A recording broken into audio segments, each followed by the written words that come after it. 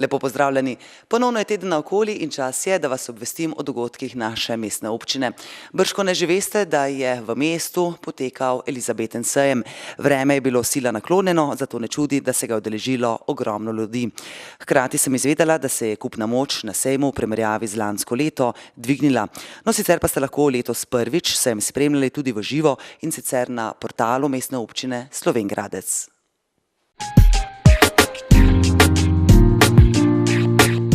Na šolah in vrtcih so 15. novembra obeležili dan slovenske hrane. Z zavedanjem o pomembnosti zajtrka in spoštljivim odnosom do hrane poskušajo učencem privzgojiti odnos do zdravega okolja in zavedanja o njegovi soodvisnosti. No, učenci so ta dan medse povabili tudi župana mestne občine Slovenj Gradec, gospoda Andreja Časa, pa poglejmo, kaj je sam povedal ob tej priložnosti. To je ena boljših akcij, ki jih pač izvajamo v šolah. Gre za to, da otroke v rani mladosti vzgajamo o tem, kako je pomemben zajtrk kot prvi obrok dneva in da pri tem zajtrku tudi hrana kakovostna. Kakovostna hrana pa je vedno lokalno predelana hrana. Sicer pa predvidevam, da ste v kontaktu z različnimi koroškimi predelovalci, pa me zanima, ste torej vzpostavili z predelovalci tudi kakšno pobudo? To se skozi dogaja, pri tem se trudimo tako na lokalni ravni kot na državni ravni, vendar gre počasi, zelo počasi, ker predelovalci so pripravljeni predelati in ponuditi doma predelano hrano, vendar potrošnik je še premalo zbirčen. Naprimer, avstrijski potrošnik vedno jemlje iz polic avstrijsko hrano, nikakor se ne bo odločil za uvoženo, tudi če je ta cenejša in boljša. Pri nas pa seveda potrošniku to še vedno vseeno in zato ne bomo uspeli z povečanjem lokalno predelane hrane v naših obrokih, če ne bomo potrošnika vzgojili. No, ravno to je bilo tudi moje naslednje vprašanje, torej vzgoja nas Slovencev v primerjavi z ostalimi državami Evropske unije. Torej, kje vi vidite možnost te vzgoje? Seveda je začetek pri otrocih, kot ste že sami na začetku dejali, a vendarle imamo občutek, da smo starši tisti, ki smo potrebni nekakšne vzgoje. Najprej pri otrocih, ker otroci tudi starše vzgajajo. In če bodo otroci, ki jemljajo tisto, kar jim učitelj reče za sveto, opozorili starše v marketu, to pa ni slovensko, bodo tudi starši začeli na to gledati. V Slovenj Gradcu sem opazila, da se pravzaprav povečuje prisotnost ekološke tržnice, ta je prisotna vsako drugo nedeljo in tudi soboto v samem Slovenj Gradcu, a vendarle moje vprašanje je, torej, kaj konkretno je s tržnico? Žal, tržnica je skoraj popolnoma brez delovanja v Slovenj Gradcu. Imamo nekaj stojnic, ki delujejo občasno in poskuse ekološke tržnice. Jaz računam, da bomo morda v 2 letih dobili v Slovenj Gradcu res to pravo tržnico, ampak tu ne gre zdaj za ne vem kako velike površine, toliko kolikor pač lahko v Slovenj Gradcu računamo, da se bo obneslo. Vendar mora biti prostor ugledno urejen, tržnica mora biti prijeten kraj srečavanja, ne samo nakupovanja, ampak mora biti tisti kraj, ki je v mestu atraktiven. Sama nekako ocenjujem, da predvsem to, da je dnevno prisotna. Tako, ja, se strinjam. Pa še tole, za gradnjo ceste vsakič znova uničijo torej neka potencialna polja, torej neke kmetijske površine. Pa me zanima, torej razmišljate na občini o nekih nadomestilih? Govoriva tudi o potencialni, recimo, 3. razvojne osi, ne nazadnje.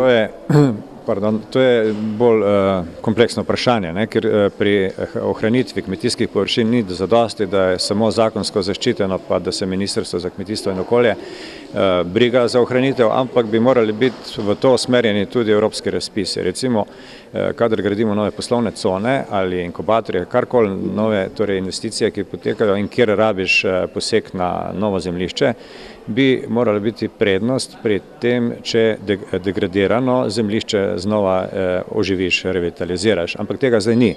Zdaj je tako, da pač je ugodnejše graditi na novi parceli, na kmetijskem zemljišču, kot pa da porabiš malo več denarja, ampak revitaliziraš sive cone, degradirane cone, ki jih je veliko v vseh mestih. Medtem ko so nove industrijske cone, poslovne cone prazne in ležijo na njivah, na koruzi in tako naprej. Še zadnje vprašanje, če se torej vrneva nazaj na današnji dan. Bili ste tako v vrtcu, torej v S8, kot seveda tukaj v prvi osnovni šoli. Konkretno, s čim so vam danes postregli? Torej, kaj je tisto, kar ne nazadnje vsak petek jedo naši otroci? Ne vem, če je to vsak dan, ampak danes so nam vsak petek. v vrtcu so nam postregli z putrom, medom, črnim kruhom, bilo je zelo dobro. Na tej osnovni šoli pa vidimo, da še bolj slovenski zajtrk, žganci in kislo mleko in podobno. Slovenski zajtrk je zdrav!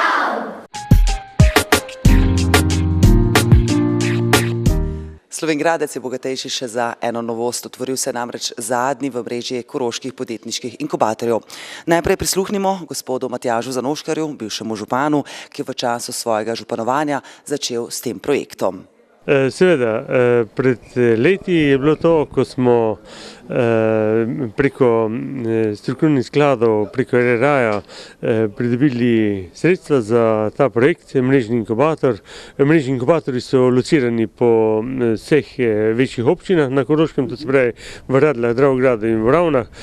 Ta je pravzaprav zadnji, ki se dokončuje, vendar je tudi največji. Takrat smo bili zelo veseli, da smo dobili približno okoli 2 milijona sredstev. S temi sredstvi smo ga tudi lahko zgradili, danes dokončali, seveda vmes so bili zapleti, nekaj že v začetku, nekaj še potem, ko mene več ni bilo, vendar uspešno so končali ta projekt in jaz sem zelo vesel, da je danes tu otvoritev.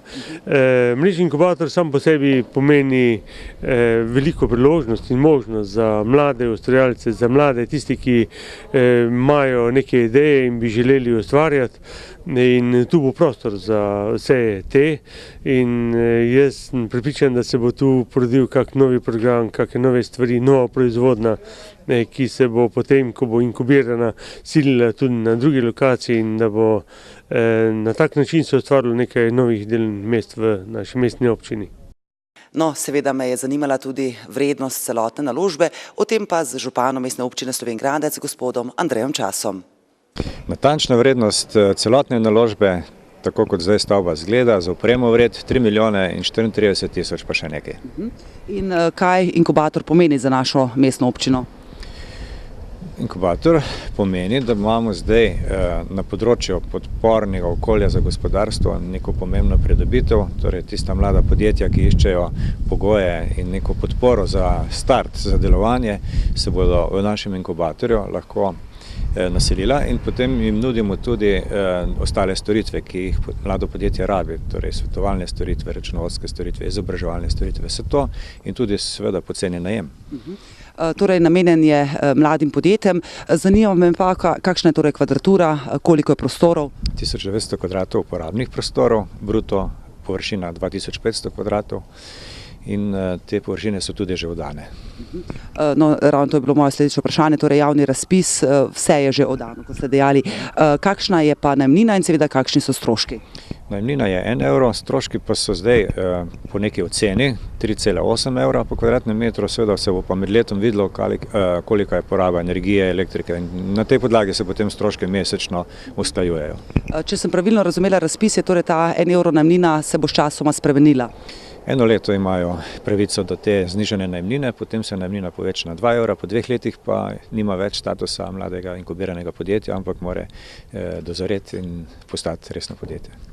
Otvoritvi se je odzval tudi gospodarski minister Stanko Stepišnik, ki je takšno infrastrukturo označil kot zelo pomembno. Še pomembnejše pa so vsebine, ki vodijo v nove izdelke, kot pravi sam. Evropska sredstva tako želimo v bodoče predvsem uporabiti za te podjetniške namene in to je priložnost, ta mrežni podjetniški inkubator, to je infrastruktura, znanstveno-raziskovalna infrastruktura, med drugim tudi centri odličnosti, kompetenčni centri, razni poslovne cone, industrijske cone, podjetniški inkubatori, univerzitetni inkubatori in ne vem, kaj smo še vse v Sloveniji naredili. Ogromno denarja smo dali za to infrastrukturo. Ta infrastruktura pa mora začeti rojevati z znanjem, inovacijami, nove produkte, izboljšane produkte, ki se tržijo na trgu in takrat bomo prišli tudi do delovnih mest in zaposlitve mladih. Po uradnem delu je sledila še novinarska konferenca in beseda se je slej ko prej ustavila tudi pri cestah. Poglejmo. Cesta infrastruktura je izredno pomembna, predvsem recimo ta tretja razvojna os. Sam največji problem je pridobitev kapitala in kako prvič projekt narediti, da ni teh civilnih iniciativ, ki ti vse pravzaprav zaustavljajo, umestitev v prostor, pridobitev gradbenih dovoljenj, odkup zemljišč, to moraš imeti lasten denar za odkup zemljišč. Potem zadnja faza je pa tista, kako se odločiš za tak infrastrukturni projekt, ali gre za koncesijo, gre za javno-zasebno partnerstvo, gre samo za državni denar. Naprimer, energetika bi naj imela prednost, medtem kot druga prednost v Sloveniji in tudi Evropa podpira so železnice. Na tretji prioriteti so pa ceste. In jaz vem, da za vas so izredno pomembno, da ste 3 km ceste, toliko je tako slaba, ne vem, smo že enkrat rekli, da jo bojo naredili in mi je obljubo ta... 70, ne 3. Ne, to je na kratko. Dravograd Vič, ja. Ta Ficko mi je, ko je direktor za direktorata, kaj že DRI, mi je obljubo to, da bojo to naredili, je rekel, sigurno bo in zdaj, ko sem danes sprašal, pravi, da še neč ni. Zdaj pa jaz sprašal. Gospod minister, ni ne tam, ni nekje drugje, kjer so kolovozi in tule moram jaz poseči v vašo diskusijo, ker to, da infrastrukture ni, je zelo velika ovira razvoja v naši sredini Koroški. To se strinjam. Od podjetniške kreativnosti pa k kreativnim in poučnim delavnicam, ki jih je Mladinski kulturni center pripravil za otroke. No, o tem pa z animatorko gospodično Petro Vrčkovnik. Torej, za kakšno aktivnost pravzaprav gre? Gre za aktivnost, kjer so združene šport, narava in družba, naučimo se nekaj angleških besed, v bistvu pač druženje s prijatelji, veliko je smeha, energije, pač vse, kar otroci radi počnejo. Tokrat je prva delavnica, kdaj konkretno bodo še potekali in seveda za koliko stare otroke gre? Delavnice bodo potekale vsako prvo in tretjo soboto v mesecu, to pa gre za stare otroke med 3. in 12. letom. To so velika odkritja malih detektivov, vedno imamo različno temo in različne dejavnosti. No, otroci že vedo, da je današnja tema kmetija, so mi že povedali, tako da me zanima, torej, kaj v sklopu te teme boste danes počeli. Danes se bomo odpravili na kmetijo, tule v Starem trgu, kmetija Gams, kjer si bomo gledali, kaj delajo na kmetiji, živali in se poučili o kmetiji. Naučili se bomo tudi nekaj angleških besed o kmetiji, kreativno ustvarjali o kmetiji, malo športnih dejavnosti, pač vse stvari povezane s kmetijo. Tako da bo zanimivo. Ja, upamo, da bo, mislim, da bo zelo.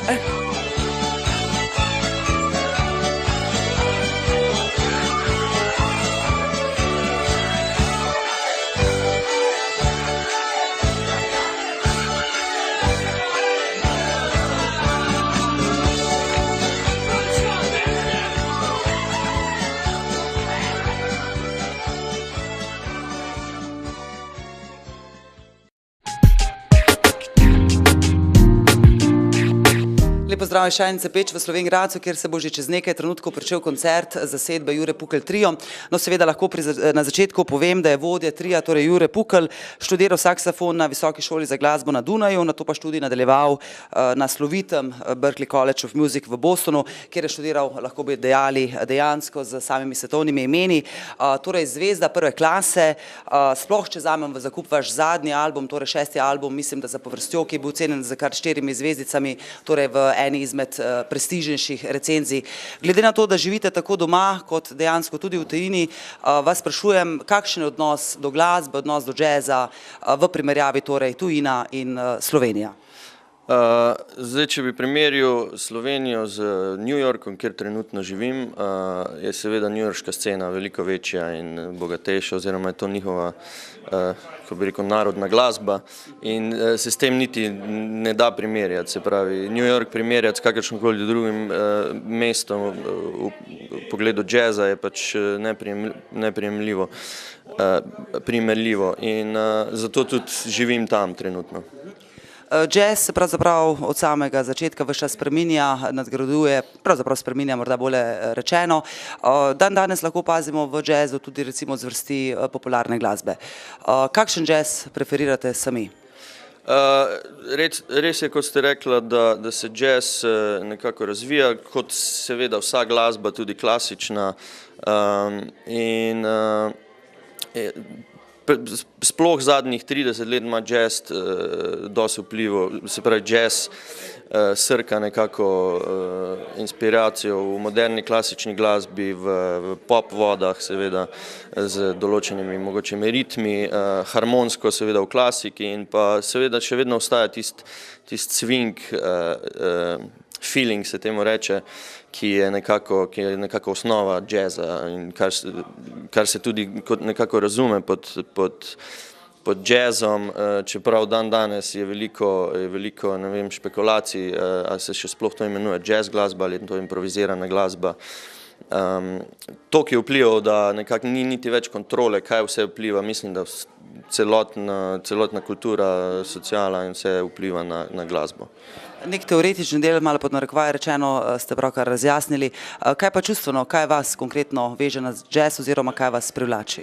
Mislim, da sem se jaz nekako zaljubil v jazzovsko glasbo zaradi te svobode, ki jo imaš, ko kreiraš, dobesedno kreiraš v momentu. In pa ta swing, feeling mi je nekako bil vedno blizu, seveda, ko sem odkril to glasbo in mislim, da je to, kar me nekako privlači. V preteklosti ste menda razmišljali tudi o tem, da bi opustili glasbo. Oče je bil tisti, ki vas je prepričal, da ostanete glasbenik. Kaj bi recimo danes dejali očetu?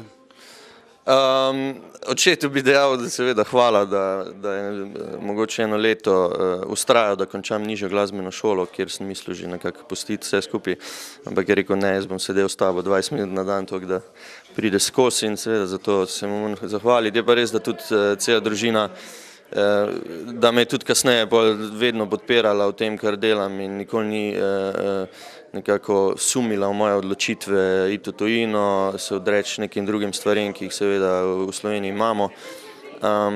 In cela družina je nekako stala vedno ob strani in me podpirala v tem. Sicer pa saksofon ni inštrument, s katerim ste začeli v nižji glasbeni šoli? Ne, začel sem z flavtico in s klarnetom kasneje in sem tudi igral klarnet v Rudarski godbi Velenje.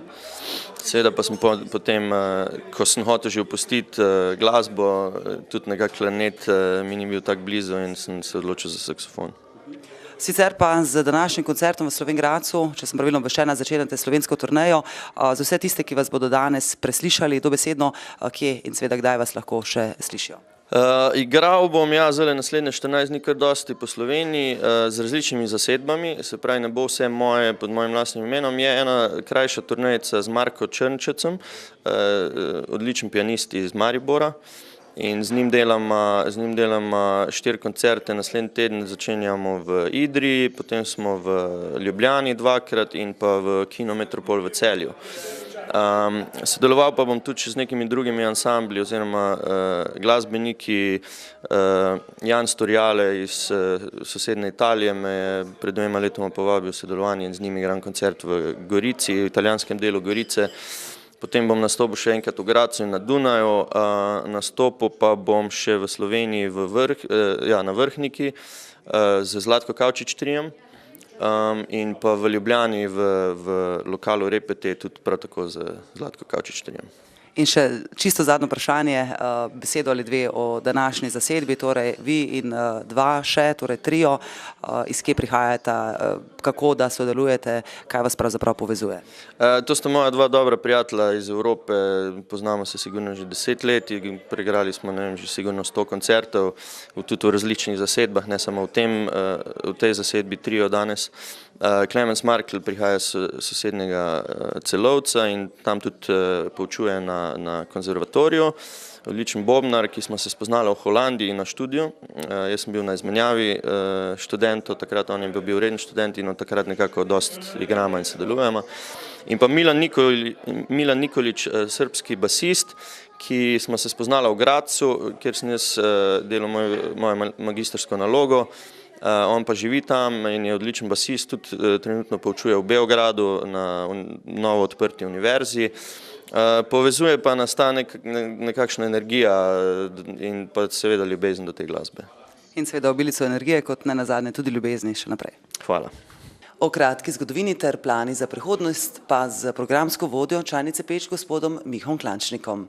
Čajnica Peč ima že kar nekaj let zgodovine, v bistvu Vmes je bilo recimo 5 let premora oziroma se pač ni delovala. Tudi v preteklosti so se že dogajali neki koncerti oziroma pač dogodki, razne prireditve. Tukaj zdaj na novo, ko se pa je odprlo, zdaj pa je, lahko rečem, da kar pogosto se delajo neki dogodki, sploh koncerti. No. Skoraj 3-krat na mesec, bolj kot ne. No. Ja. In poleg glasbe prirejate tudi performance, likovne razstave? Ja, delamo približno na ta način, da zraven kakšne razstave še damo kak koncert, tako da je še neka popestritev na koncu. Načeloma pa ali je razstava posebej ali je koncert posebej, to je pa čisto tako. Danes gostite pravzaprav pomembnega saksofonista, tako v Sloveniji kot tudi pravzaprav širše, svetovno priznanega, torej Jure Pukl Trio. Odkot naveza, odkot ideja in seveda kaj si pravzaprav obetate od današnjega večera? Ja, na nek način smo tudi ponosni, da lahko prirejamo takšne na nek način legende tudi tukaj. Ne? Naveza, zdaj Jure se pozna s Petrom, lastnikom bivše Cene čajnice, tudi te pred kratkim je prišlo do manjše spremembe. Ja, Jure je pisal, da pride zdaj novembra iz New Yorka in smo rekli, to ne moramo spustiti, da naj bomo že naredili nek koncert. In evo, se je zgodilo. Ne?